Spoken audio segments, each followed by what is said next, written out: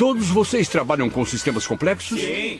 E se consideram competentes? É claro. E sempre respeitaram as normas de segurança? Bom, quer dizer... Como eu não entendi. Bom, às vezes a gente simplifica o procedimento. a gente pula as operações supérfluas. Somente quando a gente conhece bem o sistema.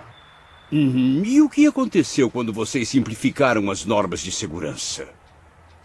Nada. Correu tudo bem. Muito bem. Infelizmente.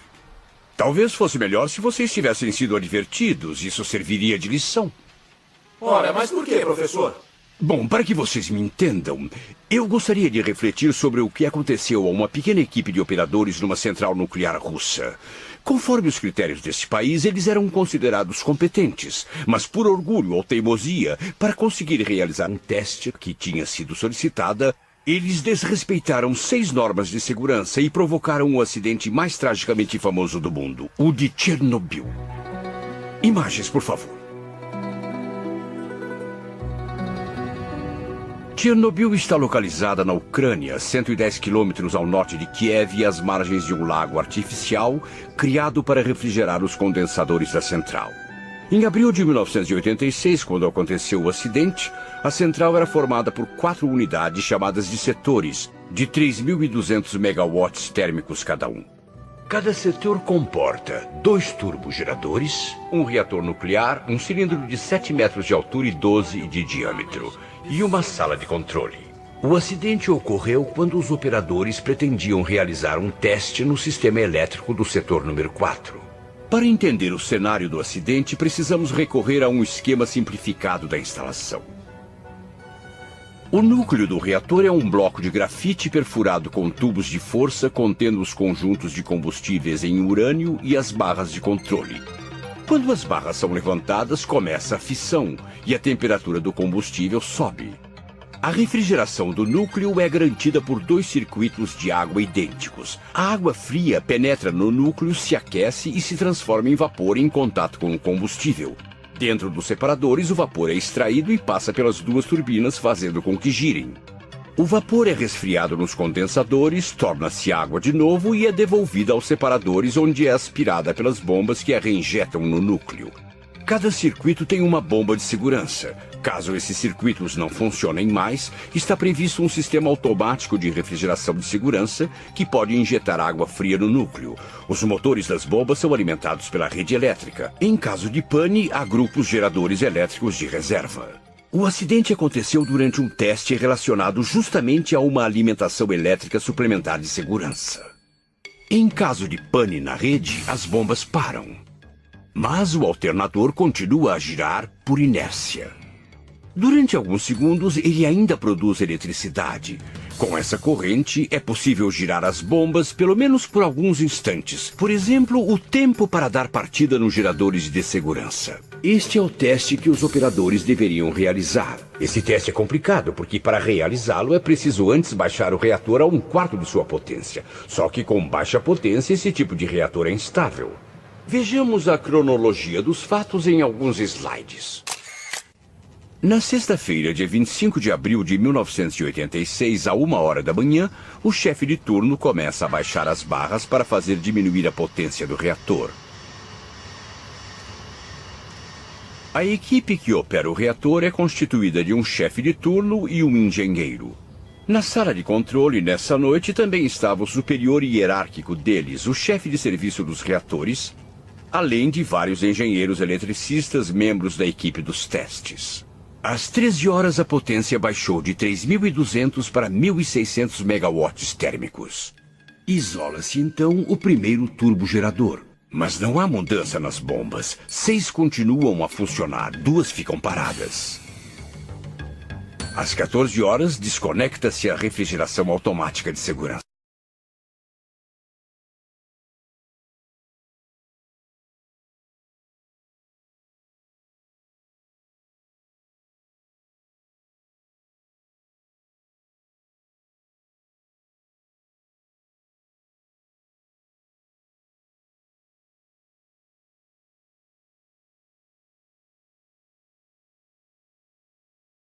É a primeira violação das normas de segurança. 23 horas. A direção regional avisa que está terminando sua solicitação de produção elétrica. Então retoma-se a diminuição de potência. O objetivo é estabilizá-la entre 1.700 megawatts, valores entre os quais o teste deve ser realizado. Logo, conforme as regras de operações, passa-se à operação manual. Mas esse tipo de reator é instável, o controle manual é muito delicado e a potência despenca para 30 megawatts. À meia-noite, troca de turno. O novo chefe de turno se empenha em fazer a potência subir sem sucesso. Mas não se pode operar o reator a baixa potência por longo tempo. Ao contrário, ele deve ser imediatamente parado e mantido assim durante 24 horas. O chefe de turno e o engenheiro gostariam de respeitar essa regulamentação, mas seu superior hierárquico teima em realizar o teste e decide ignorar a regra. É a segunda violação das normas de segurança. Para fazer a potência voltar a subir, o chefe de turno ergue cada vez mais barras, até que não restam senão 18. Mas a regra é que no núcleo devem estar sempre pelo menos 30 barras. É a terceira violação das normas. Finalmente, à 1h da manhã, o chefe de turno consegue estabilizar a potência em 200 megawatts. Decide-se fazer o teste com essa potência. 4 bombas são ligadas ao turbogerador, para ver se elas continuariam sendo alimentadas pela eletricidade quando a turbina girasse por simples inércia. Esse é o objetivo do teste. As outras 4 bombas continuam ligadas na rede. Assim pensam os operadores. Quando o turbogerador parar, a refrigeração do núcleo sempre estará garantida por essas 4 bombas.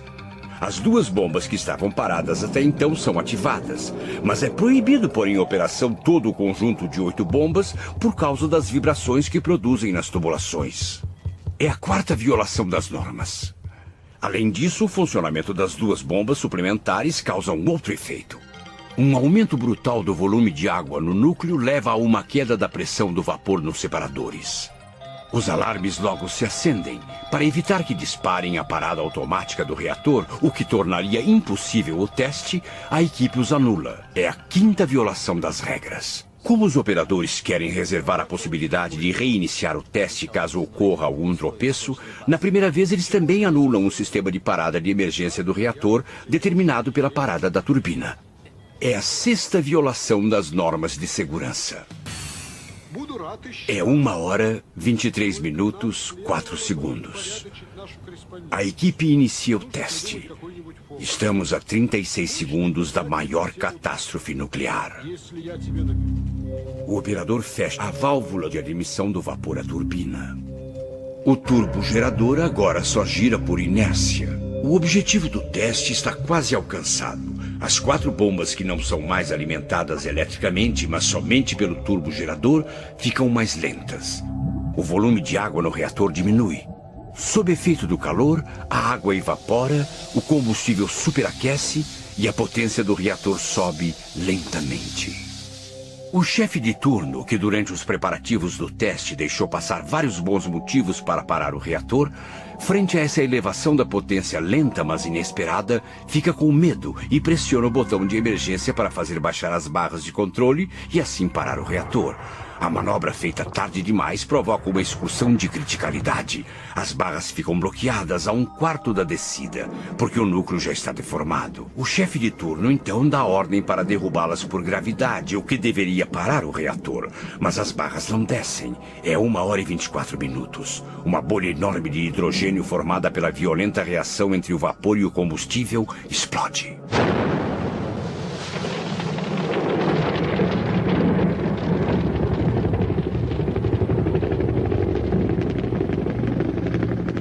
Fragmentos do núcleo, pedaços de grafite e de combustível levados a temperatura muito alta, são projetados pelo teto da sala de máquinas, provocando numerosos incêndios.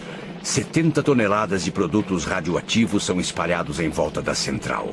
Além disso, 50 toneladas de gás e de poeira radioativa formam uma imensa nuvem que vai varrer o céu da Europa durante vários meses. Pela primeira vez, uma série de erros humanos provoca um acidente com dimensões maiores do que a de uma catástrofe natural. O lugar continua sinistro. Um enorme caixão de concreto foi construído para tentar enterrar o pior desastre nuclear da história. Dentro, a reação em cadeia que durou 6 meses já parou. Fora, o que parou foi a vida. Os 150 mil habitantes de Chernobyl foram embora levando seus animais. As fazendas ficaram abandonadas, as árvores mortas, o chão coberto de areia neste deserto criado pelo homem. No reator número 4, o teto estava tão contaminado que também precisou de uma caixa de concreto. Mais de um ano depois do acidente, caminhões aspiradores eliminam poeira radioativa. Grande quantidade de água é lançada diariamente ao solo. Aparelhos especiais medem a radioatividade. Amanhã, neste tribunal, 3 funcionários vão ter que explicar a negligência. As autoridades soviéticas dizem que um dia vão repovoar a cidade. Ninguém sabe quando os habitantes de Chernobyl vão voltar.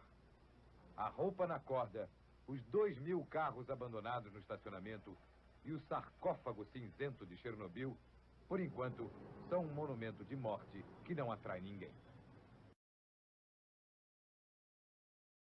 No dia 26 de abril de 1986, o reator 4 da usina nuclear de Chernobyl explodiu. Mas poucas pessoas souberam. Os líderes da ex-União Soviética... Primeiro as autoridades ucranianas se omitiram, né? Tentaram abafar o caso, dizendo que o acidente não tinha acontecido, que aquilo não era verdade. No terceiro dia só, que já estava vazando combustível nuclear, invadindo outros países da Europa e tal, aquelas nuvens de radiação, que eles realmente resolveram admitir, reconhecer que o acidente era muito mais grave do que eles estavam tentando dizer, minimizar. Nos 9 dias que se seguiram à explosão, a intensidade da radiação liberada foi 1000 vezes maior do que a da bomba atômica de Hiroshima. A nuvem radioativa foi para o norte, na direção do mar Báltico, e entrou pela Suécia. E concentrou-se perigosamente em cima de certas cidades suecas, das quais Uppsala era a mais importante, porque os medidores lá em Uppsala faziam assim, ó.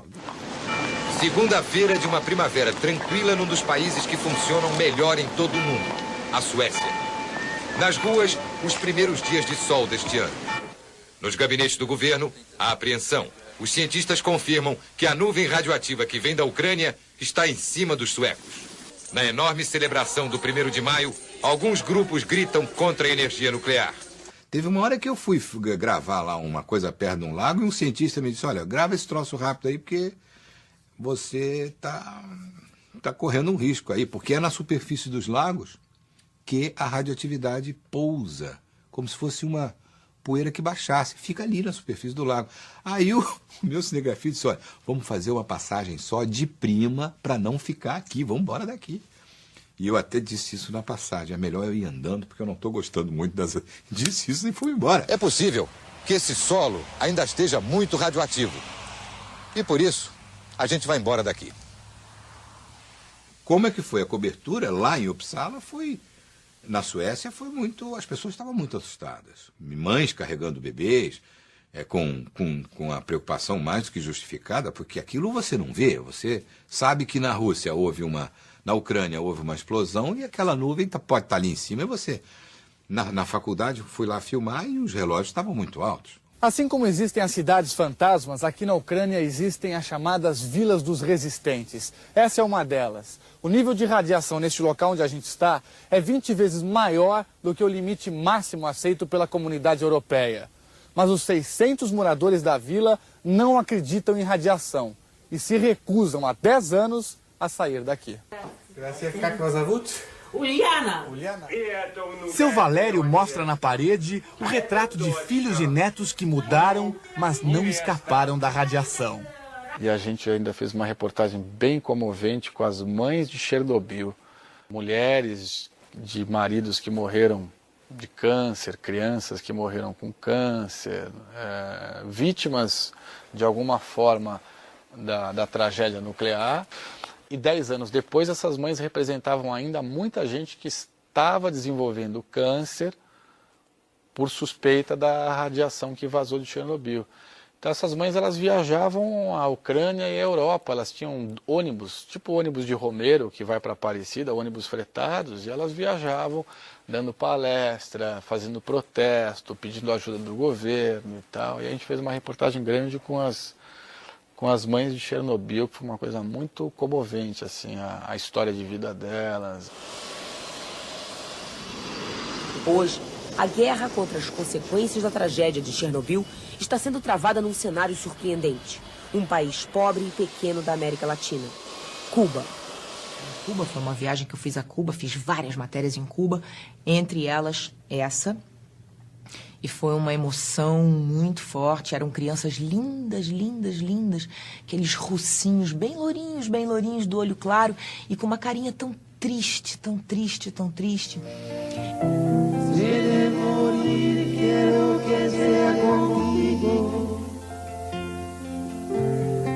E a paixão deles pelos cubanos, as enfermeiras cubanas, os cubanos como os latinos, e ao contrário dos russos, são extremamente carinhosos, né, calorosos. E aquelas crianças iam para Cuba em busca de tratamento médico, sim, mas também em busca de calor físico, temperatura e calor humano.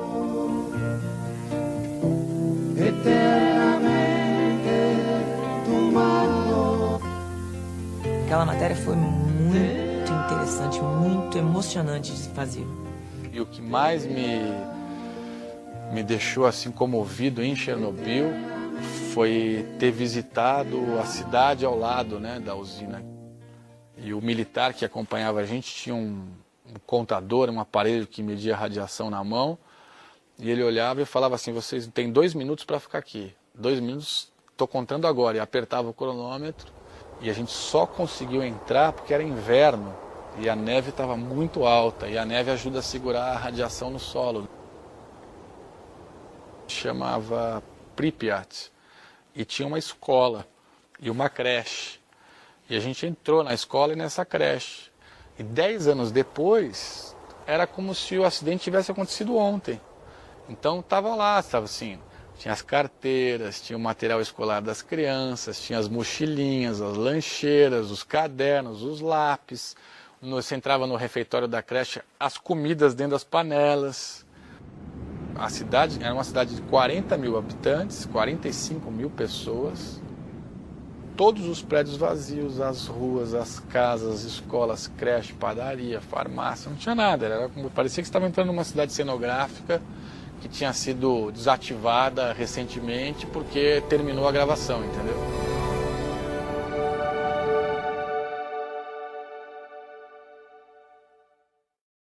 Crianças vêm ao mundo já condenadas com leucemia. Estamos a 50 quilômetros de Chernobyl, no que chamam de faixa de segurança 2. Aqui ainda é permitido viver. 15 anos atrás, a nuvem radioativa cobriu esta região e contaminou todas as formas de vida. O gado, a plantação não deveriam estar aqui, nem os homens. Estamos entrando na zona de Chernobyl, zona de despovoamento. Detrás dessa entrada ninguém mora legalmente. É a zona principal, a zona mais afetada pela radiação. É incompatível com a vida humana. Essa zona será despovoada eternamente. Área de segurança 1 de Chernobyl, 30 quilômetros da usina nuclear.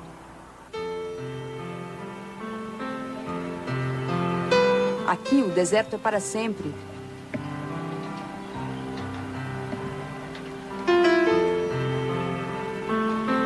A cegonha no ninho dá a impressão de que a vida se multiplica sem danos. Mas a radioatividade é um mal invisível que fica no ar por milhares de anos. Uma imagem inesperada. Velhas senhoras desafiaram a lei e voltaram à vila para morrer, a 6 quilômetros da usina nuclear. A maioria está viúva, 25 mulheres e apenas 2 homens na aldeia. Elas não sabem de onde vem a comida e não se importam. Não queremos ir embora. É nossa terra, é o melhor lugar do mundo. Sorridentes não acreditam em doença, não aqui. Dona Náchita nos convida para sua casa e no caminho faz uma revelação. Ela visitou São Paulo. A bordadeira vive numa dacha, a casa de campo de estilo russo. Brasília, nossa. Brasília. É uma das 2 mulheres que ainda tem marido. A fé e os bordados coloridos da Ucrânia estão expostos na parede. A irmã dela mora em São Paulo, foi levada para a Alemanha pelos nazistas e depois da guerra emigrou para o Brasil.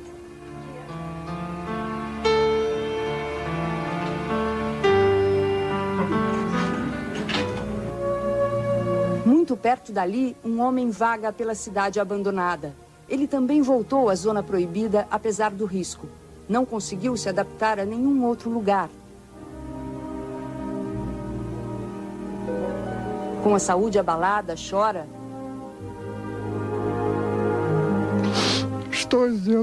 Eu choro porque não suporto ver a minha cidade morta. Cidades fantasmas, prédios inteiros desabitados. Nenhum sinal de vida. Estamos a 2 quilômetros da usina. Todos foram evacuados depois do maior acidente nuclear da história. O plano de fuga funcionou, mas com dias de atraso. O governo escondeu a gravidade do desastre. Elementos como plutônio e o Césio-137 estão no ar, no chão, dentro dos apartamentos. A intensidade da radiação está diminuindo muito mais lentamente do que se esperava. Quando entramos num dos prédios, vimos que os moradores levaram os móveis e até os ladrilhos contaminados. A radioatividade destrói as células e provoca diversos tipos de câncer. Estamos chegando à central nuclear que assustou o mundo. É proibido pisar na terra ou colher qualquer alimento ou planta. A nuvem radioativa de Chernobyl viajou longe com os ventos. Chegou à Rússia e à Europa Ocidental. Arruinou a saúde de milhares de pessoas em Kiev, capital da Ucrânia, a 110 quilômetros daqui.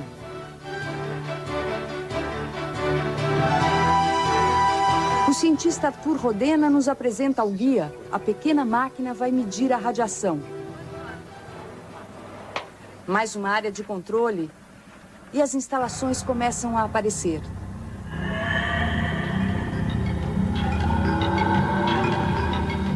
O último reator de Chernobyl foi desativado em dezembro passado. Ninguém consegue disfarçar o nervosismo de estar aqui. Nós estamos nos aproximando da central número 4 de Chernobyl.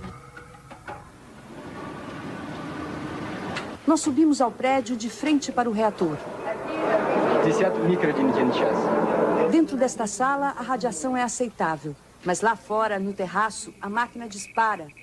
A radiação é de 60 a 100 vezes maior que o normal. Lá dentro daquela cobertura cinza, feita em concreto, está o reator número 4 de Chernobyl, que explodiu em abril de 86. A radioatividade ali dentro é incalculável. 200 toneladas de substâncias radioativas. Aqui a radioatividade é grande, mas permite uma exposição de 1 hora.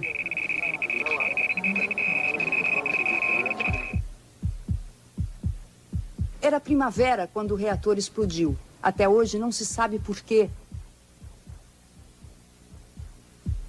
Trabalhadores heróicos fizeram de tudo para conter a tragédia.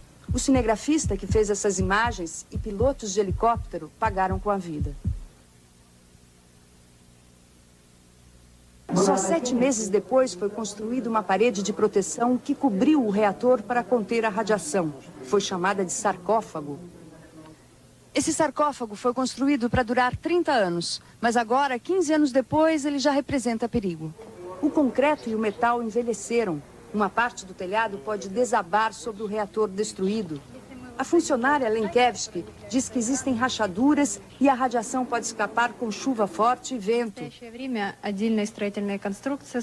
O sarcófago será reconstruído. A comunidade europeia já levantou 720 milhões de dólares para a obra.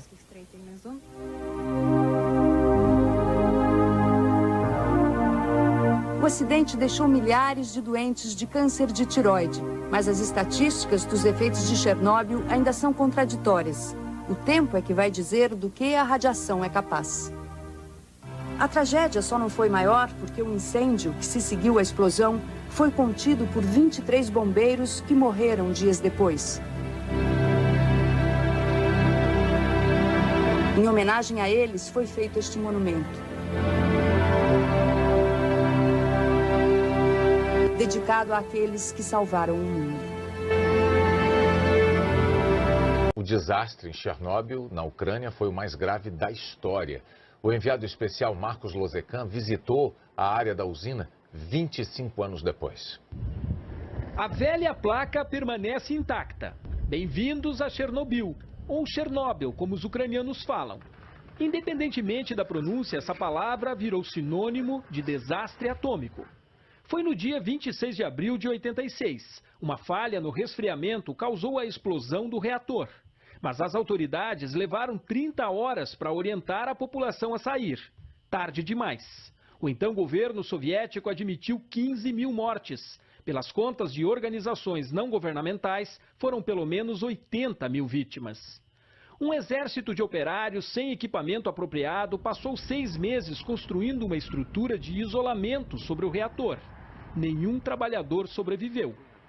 25 anos depois, os níveis de radiação baixaram e o governo da Ucrânia abriu a área para visitação. Na cidade abandonada, a cena é fantasmagórica. As construções ainda guardam os símbolos do regime soviético, que controlava a vida e a morte das pessoas. Há muito que aprender aqui, diz o turista americano. Este parque de diversões nem chegou a ser inaugurado. Nenhuma criança jamais brincou aqui. As que tiveram a sorte de escapar com vida foram embora, deixando tudo para trás, inclusive as máscaras contra gases. Perto da usina, o cenário é desolador. Não há vegetação, não há vida. Este é o ponto mais próximo da velha usina que civis são autorizados a chegar desde 1986. Estamos a apenas 200 metros do chamado sarcófago, essa gigantesca cobertura de pedra e concreto que selou o reator número 4 de Chernobyl para sempre. 25 anos depois, a radiação aqui está acima de 250 microröntgens, o sistema que mede a radioatividade nuclear. 10 vezes mais do que o normal para os seres vivos. Por isso, só podemos ficar aqui no máximo por 15 minutos. Tempo suficiente para reflexão. É triste ver tudo isso, mas necessário, diz o turista. Temos que ter consciência de que as invenções humanas podem dar errado às vezes. Este é o momento crucial da visita. Antes de deixar a região onde fica a usina de Chernobyl, os visitantes devem passar por esta máquina detectora de radiação. A máquina percebe, analisa o corpo e, se está tudo bem, o portão abre. E o visitante está livre para seguir tranquilo. A usina fica para trás. No trajeto para fora do complexo contaminado, surgem imagens de esperança. Apesar da alta contaminação a que foi exposta no último quarto de século, a vida em Chernobyl insiste em ser mais forte.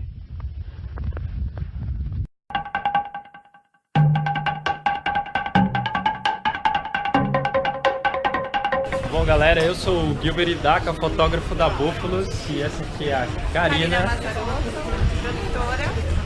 E a gente começa agora uma aventura e tanto.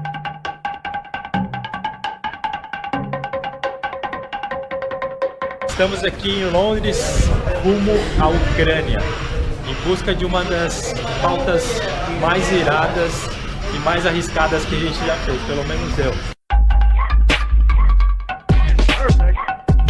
A ideia é achar os carros dentro de Chernobyl, forrado de radiação.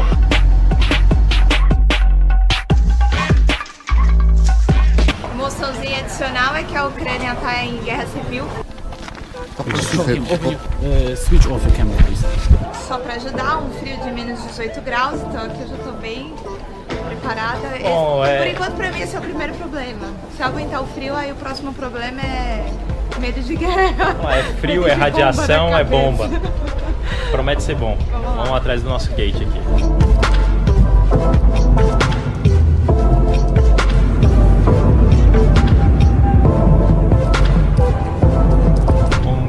pessoal, comecinho da manhã aqui em Kiev. Estamos partindo daqui rumo à área de Chernobyl.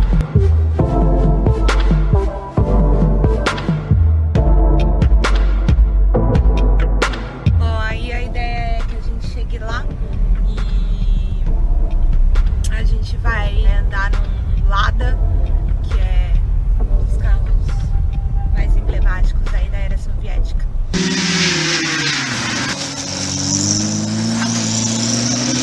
Duas notícias boas o dia tá maravilhoso, deu uma boa nevada algumas semanas atrás, só que hoje não tem nenhuma nuvem no céu, então vai ser perfeito pra gente fazer umas imagens lá. E a outra notícia boa? Outra notícia boa é que o cessar-fogo está mantido aqui no leste da Ucrânia, que é onde está rolando uma guerra civil, e que é um motivo de preocupação aqui da nossa viagem. Então, por enquanto, a situação está um pouco controlada.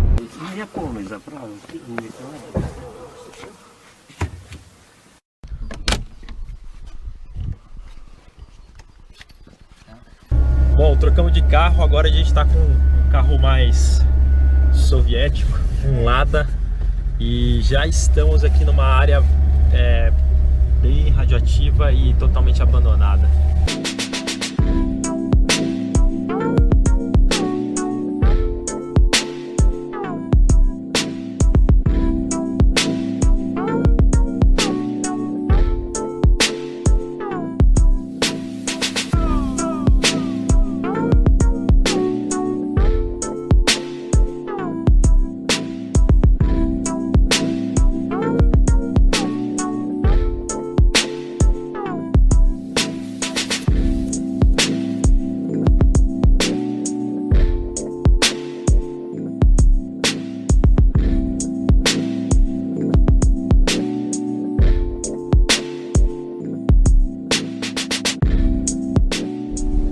De 1981, o carro tá totalmente original e inclusive ele é um carro mais velho do que o reator 4, né, que foi o reator que causou o acidente em 1986, e o reator, na verdade, ele começou a trabalhar em 1983, exatamente o ano que nascemos.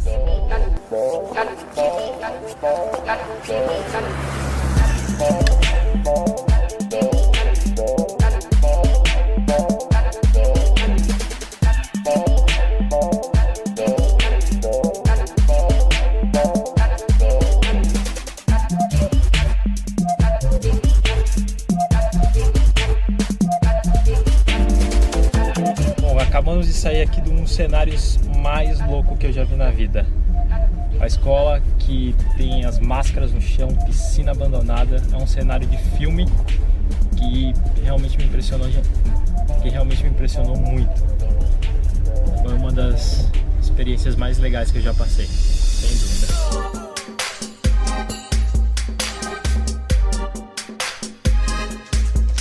A pressão ainda é alta, mas para nós aqui não tem problema nenhum ficar por hoje aqui dentro. Então eu tô tranquilo. Eu só tô mais emocionado mesmo de ver isso ao vivo.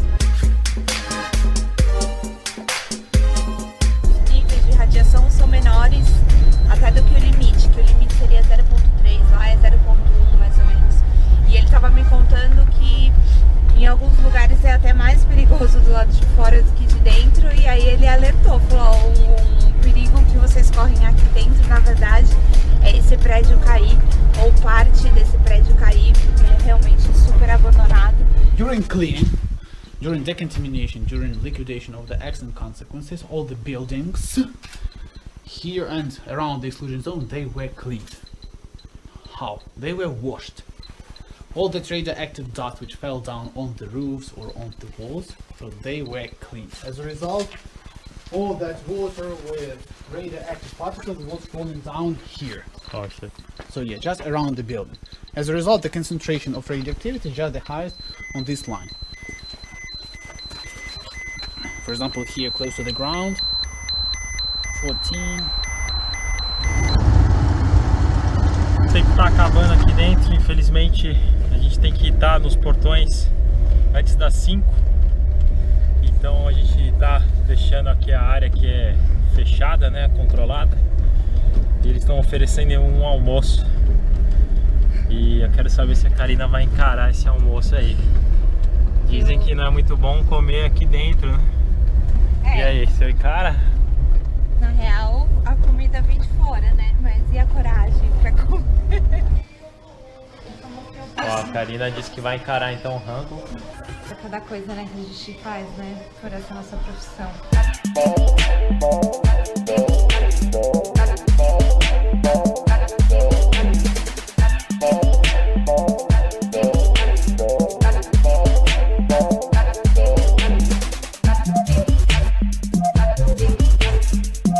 Chernobyl começou a montagem do novo sarcófago 26 anos depois da tragédia nuclear.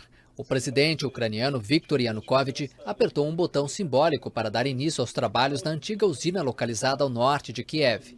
Participaram da cerimônia operários e embaixadores de países que ajudaram no projeto, que custou 1,5 bilhão de euros. Sentimos que todo mundo veio nos ajudar. Temos a ajuda de especialistas nucleares. Parceiros internacionais nos deram e ainda estão nos dando financiamento e assistência técnica. Estou percebendo maior cooperação neste sentido. Na época do acidente, milhares de pessoas foram enviadas sem proteção ao local do desastre para ajudar a combater as chamas e resfriar o reator danificado. Mais de 25 mil destes chamados liquidadores, essencialmente russos, ucranianos e bielorrussos, perderam a vida após a catástrofe, segundo estimativas oficiais.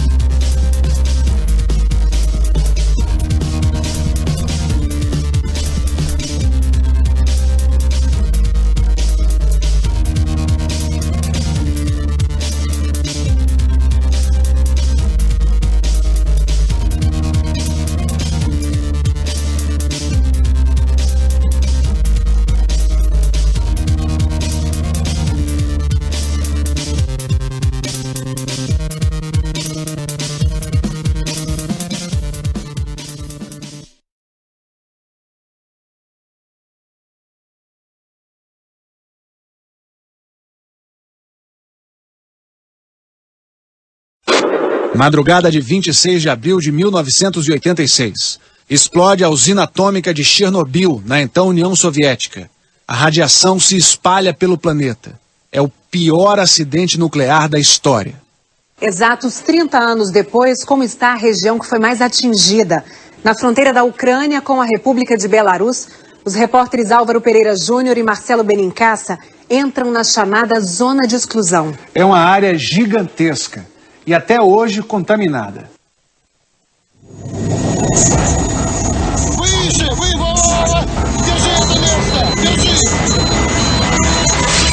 O mais grave acidente da história da indústria nuclear. Ninguém sabe ao certo quantas pessoas morreram no desastre da usina de Chernobyl, na Ucrânia. Em pânico, o mundo parou para assistir. O desastre de Chernobyl. Centrale nucleare de Chernobyl. L'accident de Chernobyl. Num ponto perdido da então União Soviética, na Ucrânia, a 20 quilômetros da fronteira com a Bielorrússia, o reator 4 do complexo nuclear V.I. Lenin tinha voado pelos ares. O Ocidente desconfiava. Radiação muito acima do normal estava sendo detectada em países como a Suécia. Mas vinda de onde? A explicação da real gravidade do desastre só aconteceu 18 dias depois, na voz do líder Mikhail Gorbachev. Авария на Чернобыльской атомной электростанции. Она больно затронула советских людей. Uma nuvem radiativa formada na União Soviética se espalhava pelo hemisfério norte. As pessoas fogem da região onde aconteceu o acidente. Vendo o perigo se alastrar, o mundo se habituava ao nome de uma modesta cidade ucraniana, que também identificava a usina, Chernobyl. 30 anos depois, o que restou nessa região contaminada?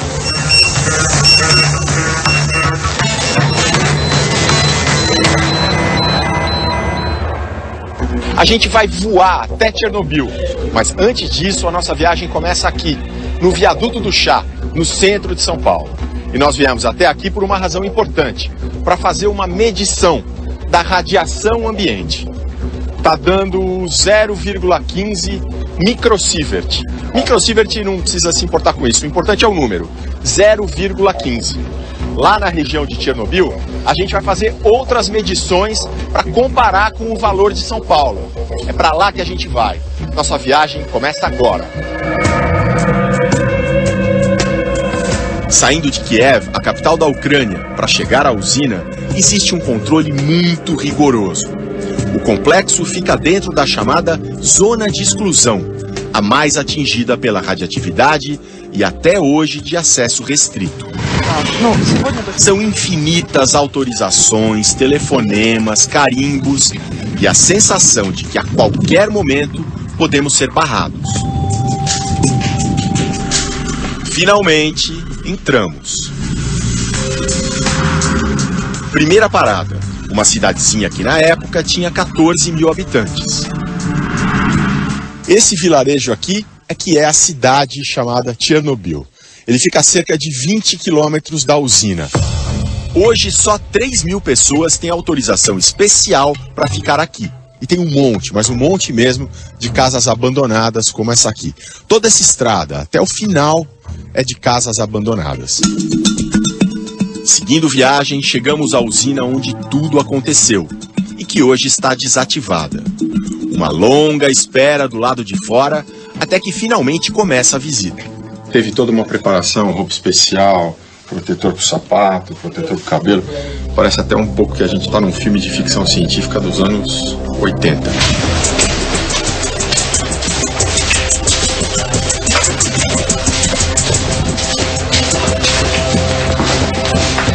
À medida que a gente vai chegando mais perto do reator que explodiu, a gente também vê uma mudança nos níveis de radioatividade.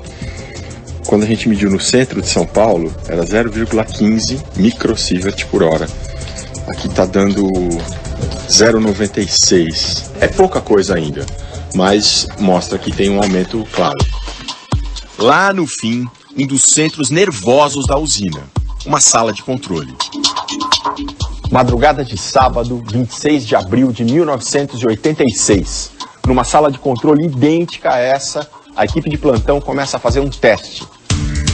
O objetivo: verificar o funcionamento da usina em baixa energia.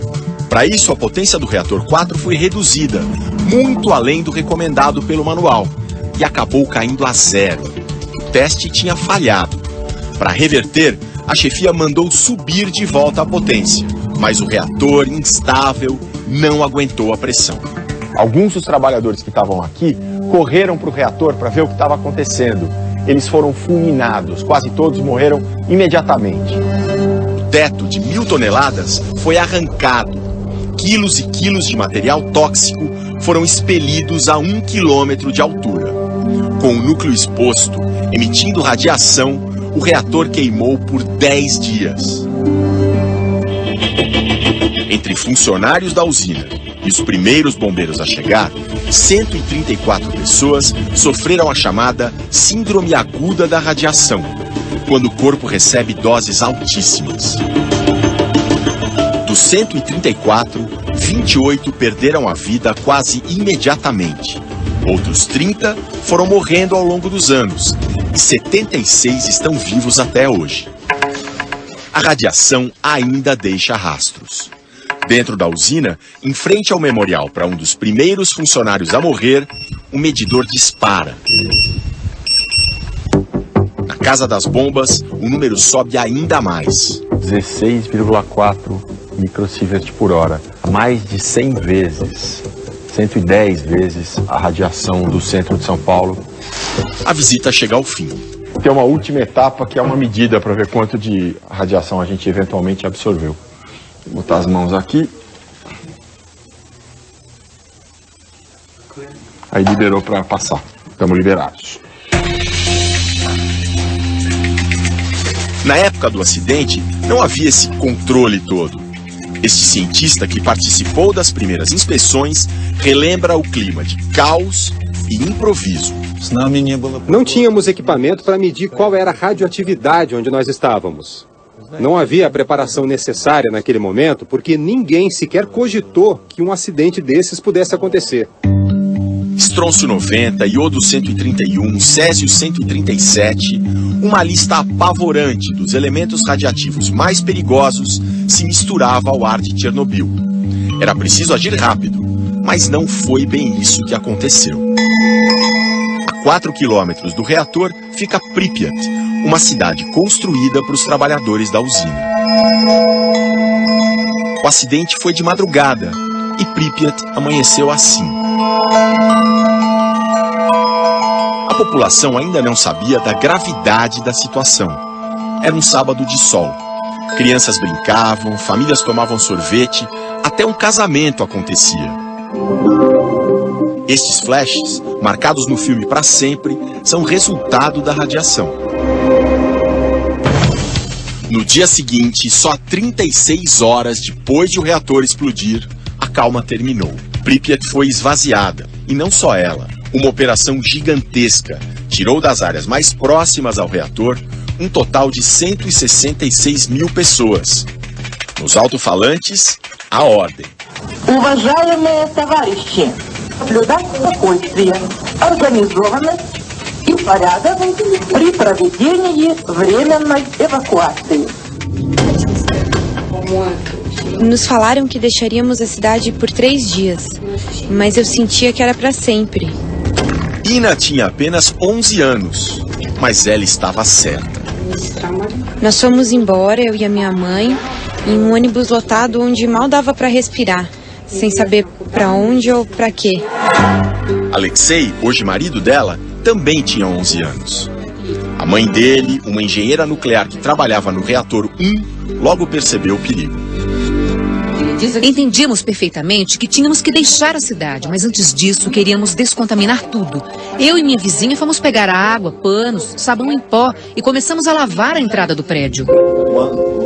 30 anos depois, os 3 que hoje moram em Kiev, capital da Ucrânia, ainda visitam Pripyat.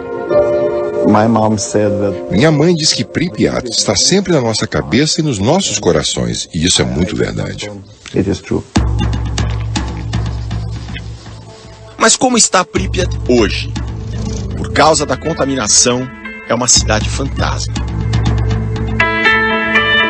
Em 1986, viviam aqui 50 mil pessoas, entre elas esta mulher. A Valentina é enfermeira, ela morava aqui em Pripyat, ela tinha 28 anos e estava de plantão no hospital na noite em que aconteceu o acidente. A Ana é a jornalista aqui da Ucrânia que está ajudando a gente nessa produção e ela vai traduzir o que a Valentina está falando. Recebemos 56 pessoas das 2 até as 8 da manhã. Lavamos todos eles. Toda a roupa que eles vestiam foi jogada no porão e todos foram internados. Funcionários da usina e bombeiros. Valentina nos leva até o hospital e indica a sala onde trabalhava. Ali, atrás da porta, olha. Dentro do que era o pronto-socorro, ela aponta um pedaço da roupa de um bombeiro, um trapo que ficou por ali. Tem média radiação ali. Disparou ali. Questão de segundos, né? Vamos embora, é muito. Lá no centro de São Paulo estava dando 0,15. Então, aqui é um valor 100 vezes maior. Não é uma coisa assustadora, mas também não é aconselhável que se fique muito tempo aqui. Como eram cerca de 15 microsieverts, a gente vai embora com calma. Só seria o caso de sair correndo se o visor mostrasse um valor maior do que 1000. Existem pontos altamente contaminados em toda a cidade fantasma. Essa garra mecânica, ela foi usada na operação de resgate. Não para de subir, 29. 200 vezes mais do que medimos no centro de São Paulo.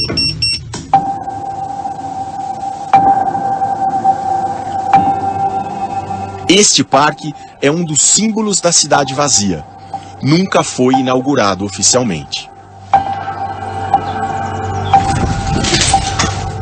Fugindo da contaminação, famílias deixaram tudo para trás. Ainda tem a cozinha, tem restos de um fogão, um armário.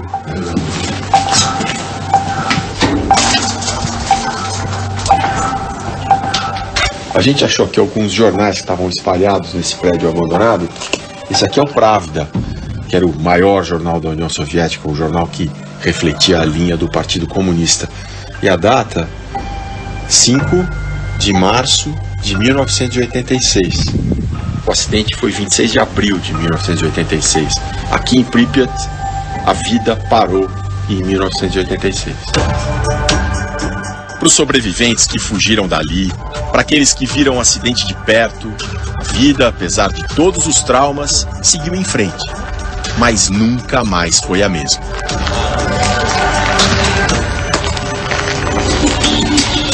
Na semana que vem, a última reportagem de Chernobyl, 30 anos. Como vivem hoje as pessoas que sobreviveram à radiação. As histórias dos homens que foram convocados para trabalhar no reator logo depois do acidente. E o lado esquecido de Chernobyl, a zona rural da República de Belarus, que sofreu muito, mas pouca gente conhece e é onde nós estamos agora. Domingo que vem, no Fantástico.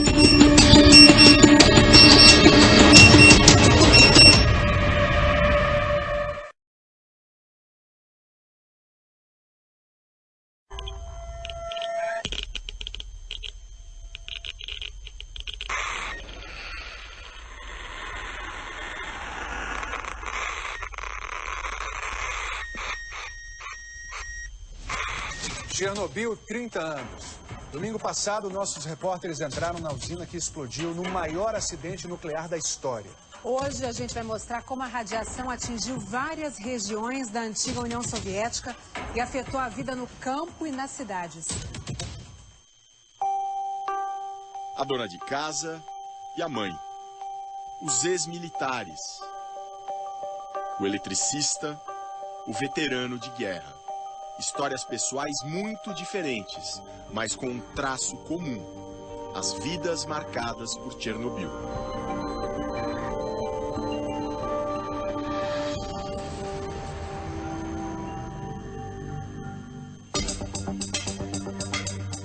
Na madrugada de 26 de abril de 1986, depois que um teste de equipamentos deu totalmente errado, toneladas de material radioativo vazaram.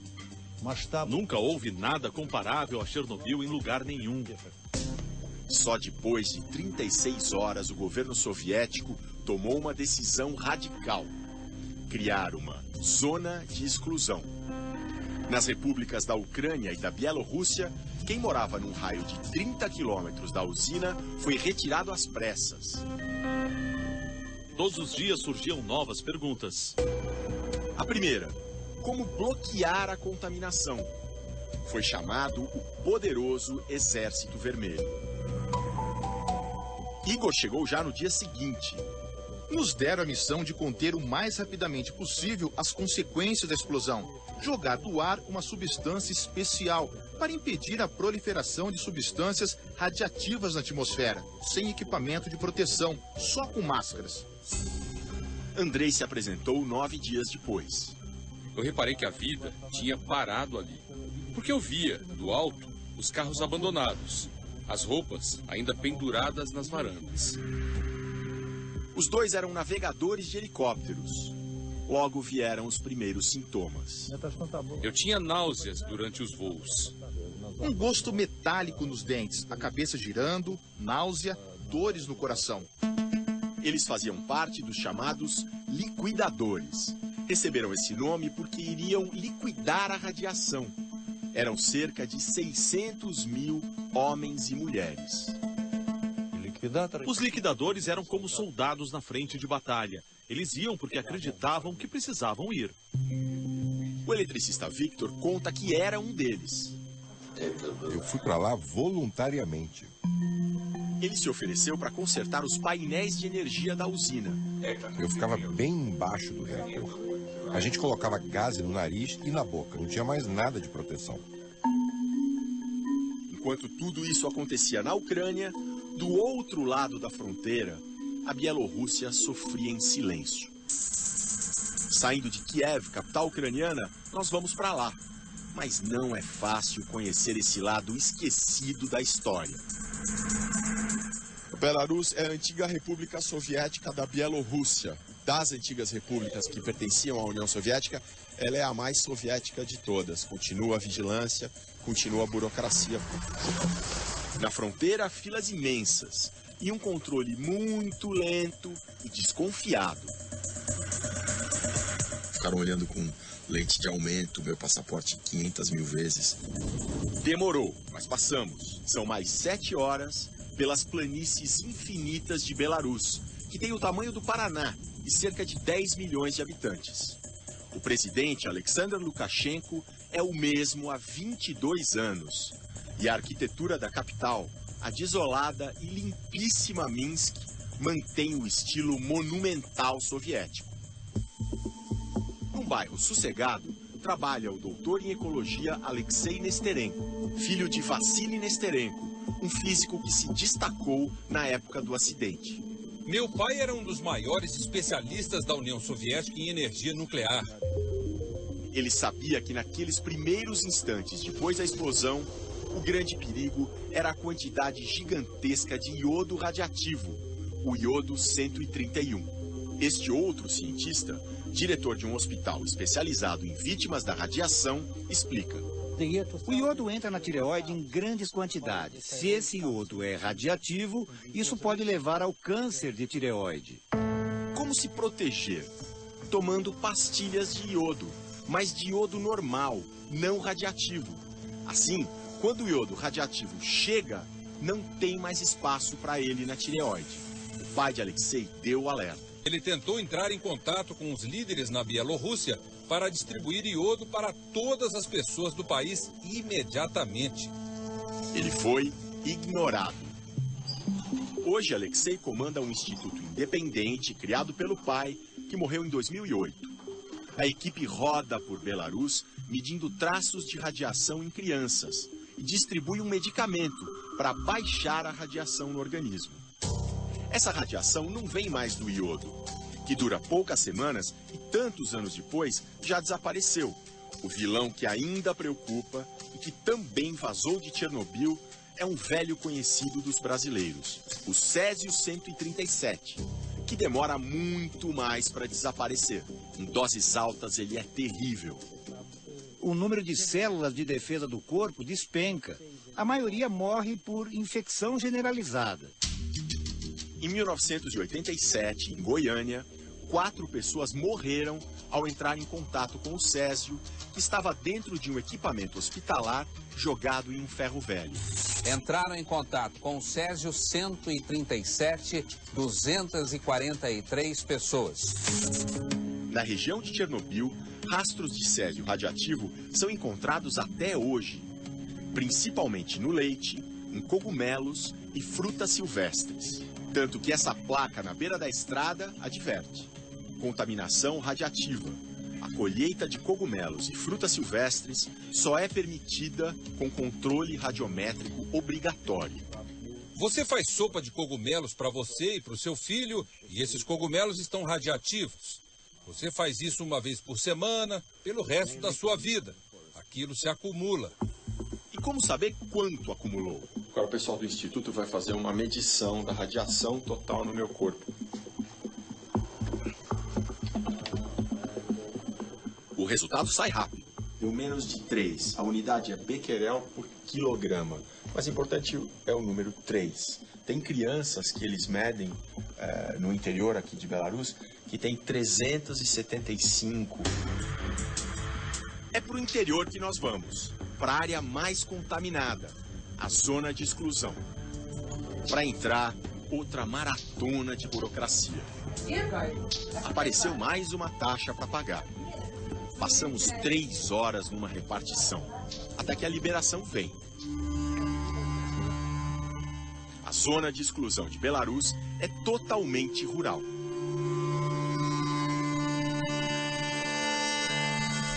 Nessa pedra vermelha está escrito que aqui era o vilarejo de Dronik, que tinha 232 habitantes e que todos eles foram retirados daqui em 1986.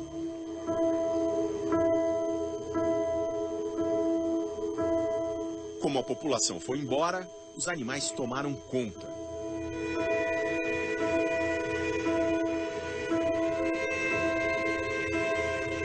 A gente pergunta se o guia já viu algum animal deformado pela radiação. Não, isso tudo é mito. Só animais comuns. Lobos comuns, alces, javalis, renas. O clima é de sossego. E foi em busca disso que muitas pessoas tiradas daqui por causa do acidente acabaram voltando. Aos 83 anos, este veterano de guerra vive sozinho. Quando Chernobyl explodiu, nos tiraram daqui. Simplesmente expulsaram. Destruíram nossa casa, envenenaram a terra.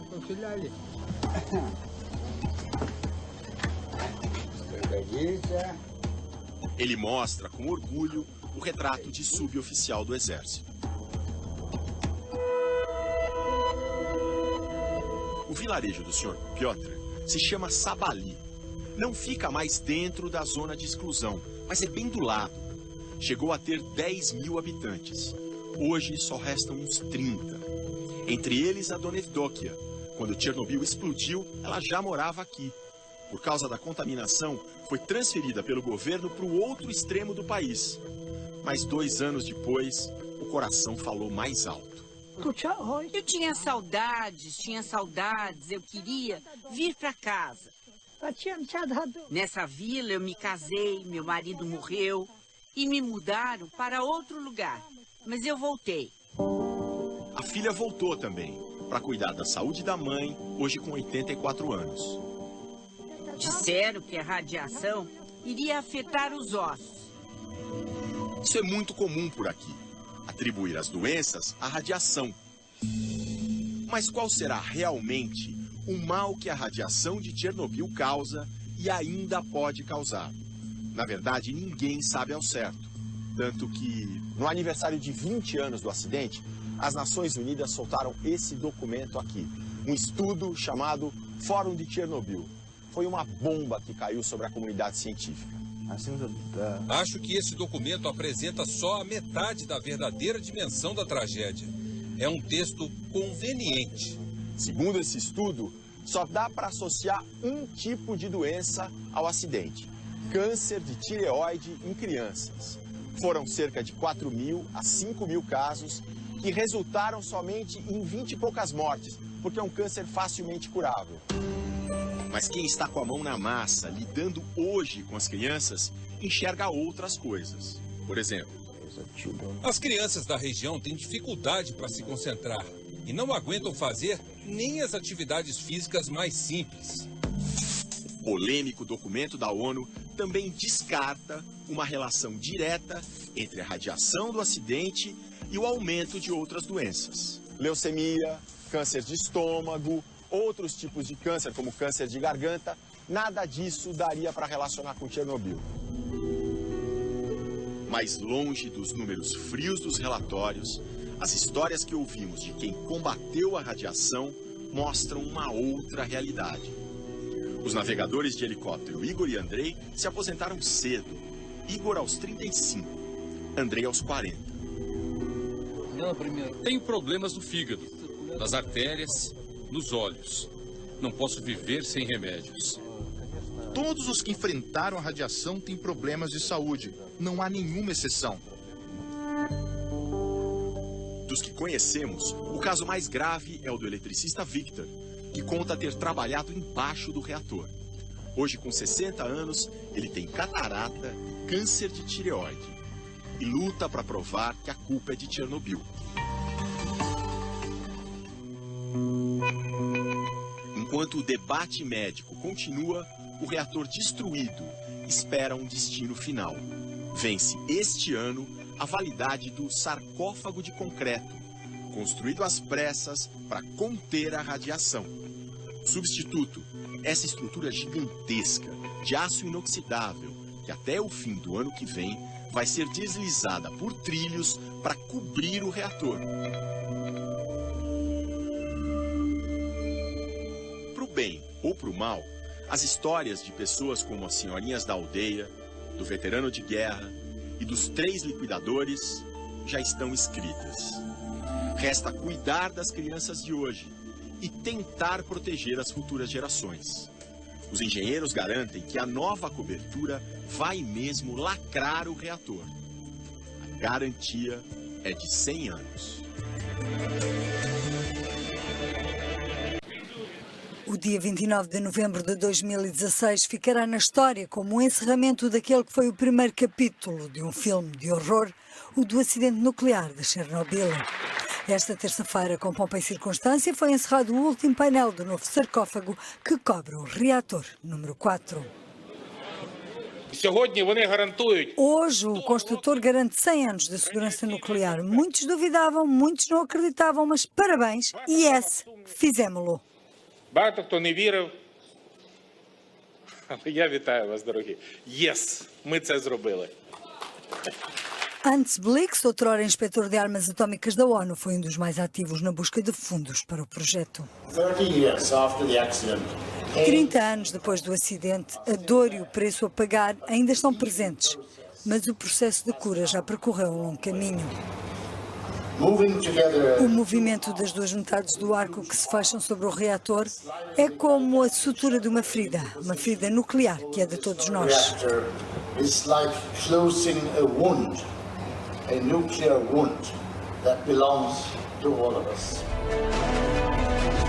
O novo sarcófago tem 108 metros de altura, 250 de largura e 150 de comprimento.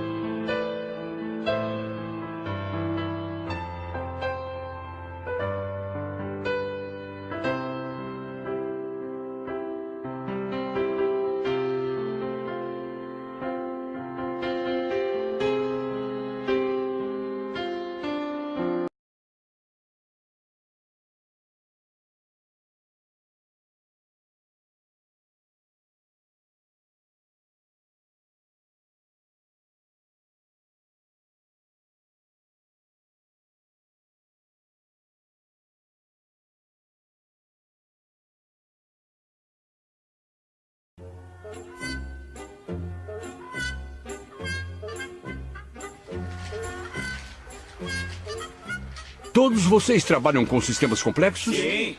E se consideram competentes? É claro. E sempre respeitaram as normas de segurança? Quer dizer... Como eu não entendi. Bom, às vezes a gente simplifica o procedimento. A gente pula as operações supérfluas. Somente quando a gente conhece bem o sistema. E o que aconteceu quando vocês simplificaram as normas de segurança? Nada. Correu tudo bem. Muito bem. Infelizmente. Talvez fosse melhor se vocês tivessem sido advertidos. Isso serviria de lição. Ora, mas por que, professor? Bom, para que vocês me entendam, eu gostaria de refletir sobre o que aconteceu a uma pequena equipe de operadores numa central nuclear russa. Conforme os critérios desse país, eles eram considerados competentes, mas por orgulho ou teimosia, para conseguir realizar um teste que tinha sido solicitada, eles desrespeitaram 6 normas de segurança e provocaram o acidente mais tragicamente famoso do mundo, o de Chernobyl. Imagens, por favor. Chernobyl está localizada na Ucrânia, 110 quilômetros ao norte de Kiev e às margens de um lago artificial criado para refrigerar os condensadores da central. Em abril de 1986, quando aconteceu o acidente, a central era formada por 4 unidades chamadas de setores, de 3.200 megawatts térmicos cada um. Cada setor comporta 2 turbogeradores, um reator nuclear, um cilindro de 7 metros de altura e 12 de diâmetro, e uma sala de controle. O acidente ocorreu quando os operadores pretendiam realizar um teste no sistema elétrico do setor número 4. Para entender o cenário do acidente, precisamos recorrer a um esquema simplificado da instalação. O núcleo do reator é um bloco de grafite perfurado com tubos de força contendo os conjuntos de combustíveis em urânio e as barras de controle. Quando as barras são levantadas, começa a fissão e a temperatura do combustível sobe. A refrigeração do núcleo é garantida por 2 circuitos de água idênticos. A água fria penetra no núcleo, se aquece e se transforma em vapor em contato com o combustível. Dentro dos separadores, o vapor é extraído e passa pelas 2 turbinas, fazendo com que girem.